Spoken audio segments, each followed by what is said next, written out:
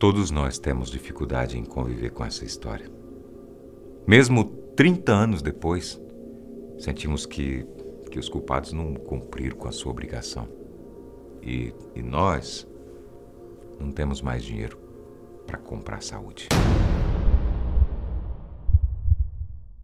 Essas palavras são de Odesson Ferreira, uma das vítimas do acidente do Césio 137, que está vivo até hoje. Nem todo mundo que passa pela Rua 57, no centro de Goiânia, sabe que o terreno vazio, completamente coberto por concreto, onde estão alguns grafites e uma estrutura de metal muito velha e enferrujada, é o lugar onde começou a história do maior acidente radioativo do Brasil. 6.500 pessoas contaminadas, 250 em estado grave, 4 vítimas fatais.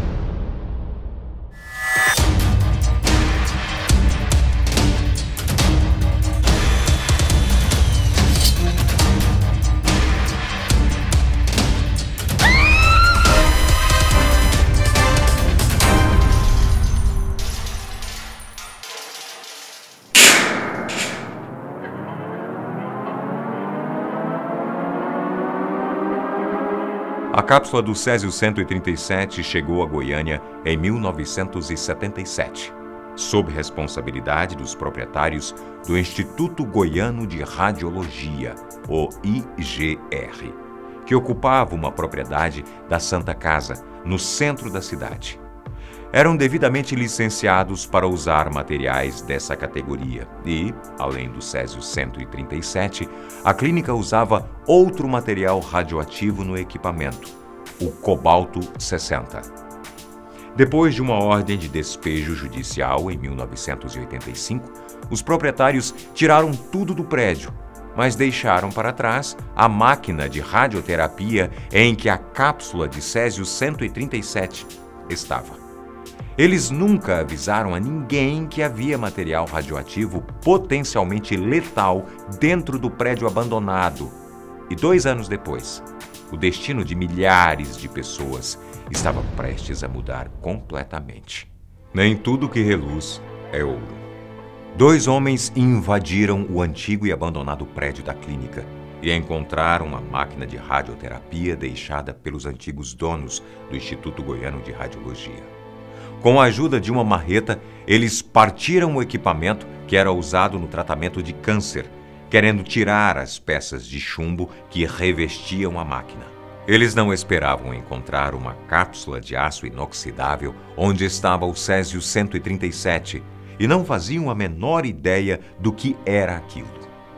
O pó fluorescente do Césio 137 brilhava no escuro com um tom azulado, e em contato com a pele é rapidamente absorvido, por ser muito solúvel.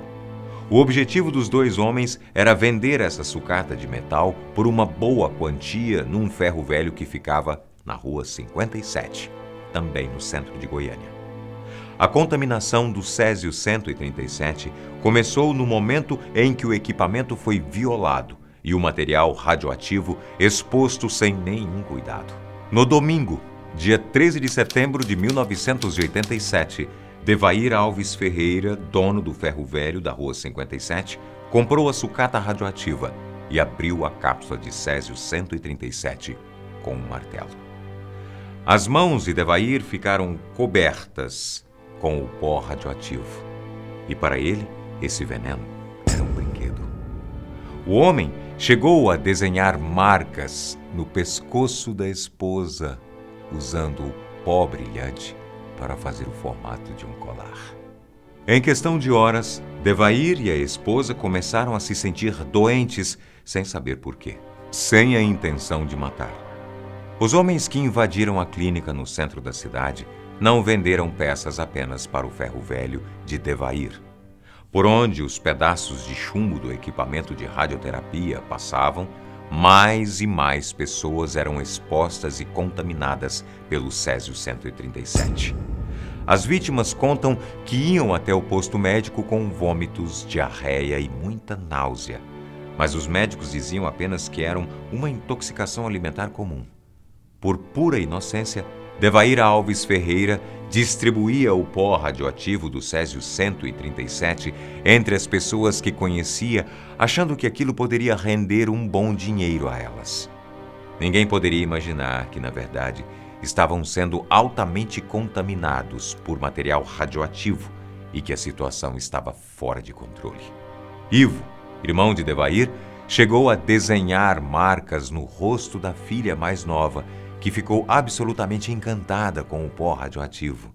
Essa menina era Leide das Neves e foi a pessoa mais contaminada pelo césio e também o primeiro caso e único em todo o mundo de contaminação por material radioativo através de ingestão.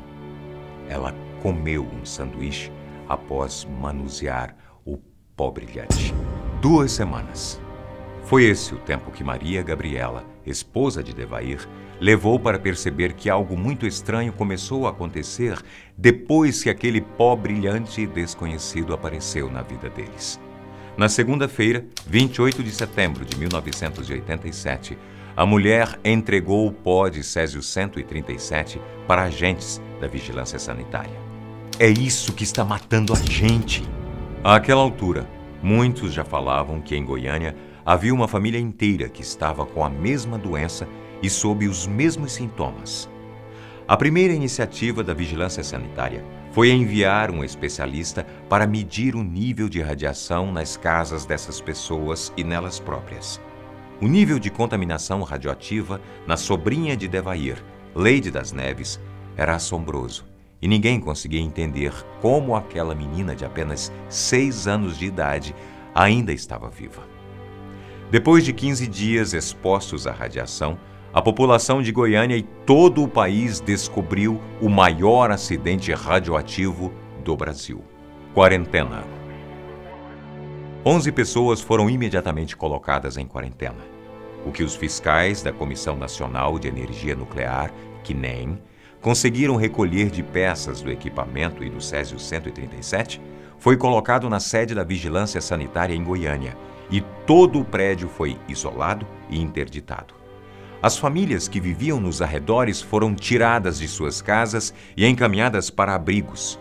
O ferro velho de Devair e as casas de seus familiares também. Os agentes pediram centenas de quilos de concreto para isolar o Césio-137, que seria enviado para análise em São Paulo. A Agência Internacional de Energia Atômica, IAEA, considera que o acidente com o Césio-137 em Goiânia é a maior fatalidade radiológica do mundo pela quantidade de vítimas e áreas comprometidas. Foram 6.500 pessoas contaminadas por algum nível de radiação. Cerca de 250 desses eram casos gravíssimos e 4 pessoas morreram em questão de semanas. As primeiras vítimas do acidente foram a menina Leide das Neves Ferreira, que tinha 6 anos, e Maria Gabriela Ferreira, sobrinha e esposa de Devair, respectivamente. Elas morreram em 23 de outubro de 1987, enquanto estavam internadas no Hospital Naval do Rio de Janeiro, menos de um mês depois que Maria Gabriela entregou o material radioativo do Césio-137 para a Vigilância Sanitária. Devair Ferreira, que também estava em tratamento especial no Rio de Janeiro, viveu até 1994 e seu irmão Ivo, pai de Leide, morreu em 2003. Todas as pessoas que moravam próximas aos locais de contaminação foram examinadas pelos técnicos da CNEM, que vieram de São Paulo e do Rio de Janeiro. Não importava o grau de contaminação. Quem tinha qualquer vestígio de radioatividade no corpo era encaminhado para a área de isolamento que a Comissão Nacional de Energia Nuclear montou no Estádio Olímpico. Ninguém entrava e ninguém saía do estádio sem autorização ou trajes adequados. Meia dúzia de barracas de lona foram montadas no campo do estádio para abrigar as vítimas que passavam os dias entre tratamentos médicos e banhos químicos. As crianças foram separadas dos adultos e encaminhadas para abrigos e total isolamento. Todos foram divididos em 3 grupos e receberam crachás coloridos para identificar o seu grau de contaminação. Justiça aos culpados.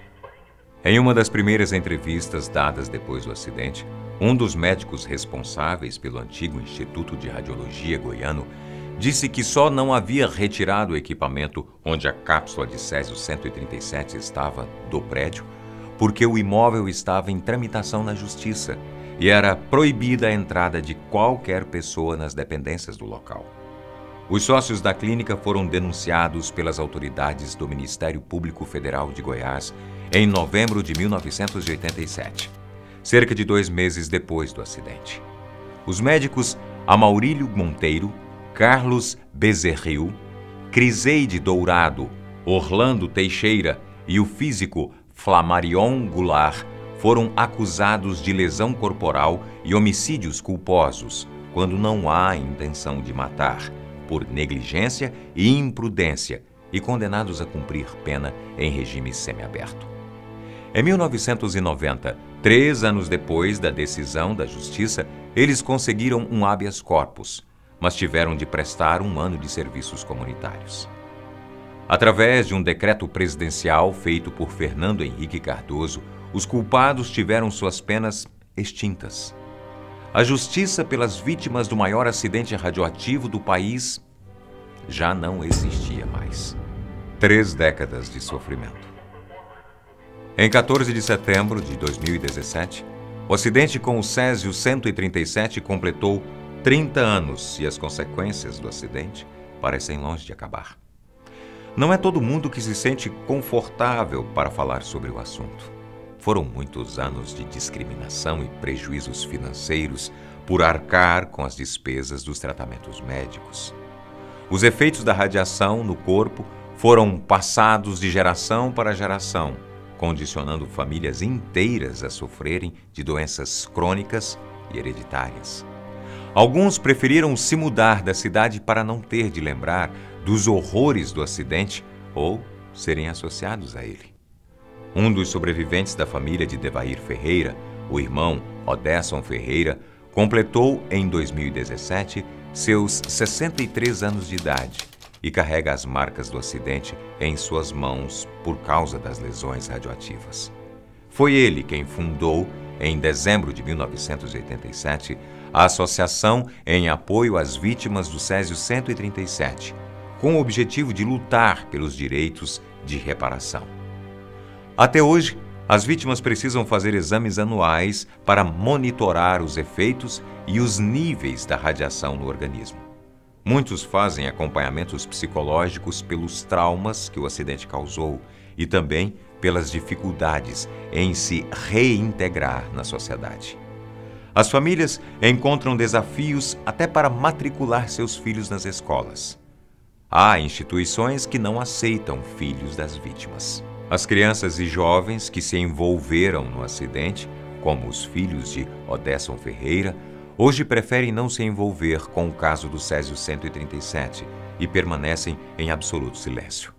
Odesson vê isso como uma coisa muito ruim, porque não existe interesse dos mais novos em continuar lutando para que as fatalidades dessa história jamais sejam esquecidas. Eu espero vocês para o próximo, baseado em fatos reais. Até lá.